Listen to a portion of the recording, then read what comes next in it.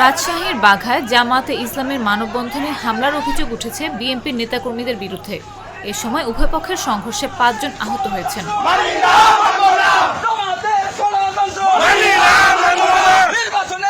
বৃহস্পতিবার দুপুর ১২টার দিকে বাঘার বাউসা ইউনিয়ন পরিষদের সামনে এই ঘটনা ঘটে।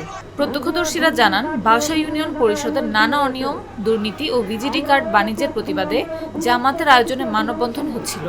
এ সময় বাউসা ইউনিয়ন বিএনপির সভাপতি রেজাউল করিম, সাধারণ সম্পাদক নাসির উদ্দিন এবং ইউপি তথ্য সেবা কেন্দ্র দখলে রাখা যুবদল সভাপতি এনামুল হকের নেতৃত্বে তাদের অনুসারীরা জামায়াতের বিরুদ্ধে স্লোগান দিতে দিতে মিছিল নিয়ে সেখানে যান।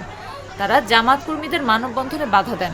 এ নিয়ে বাকবিতণ্ডার এক পর্যায়ে জামায়াতের নেতাকর্মীদের উপর হামলা চালান তারা।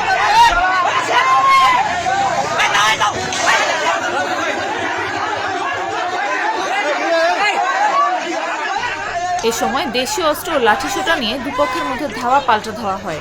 এতে ৫ জন আহত হয়েছেন। এর মধ্যে আব্দুর রহমান ও শামীম নামের ২ জামায়াত কর্মীকে বাঘা উপজেলার স্বাস্থ্য কমপ্লেক্সে ভর্তি করা হয়েছে।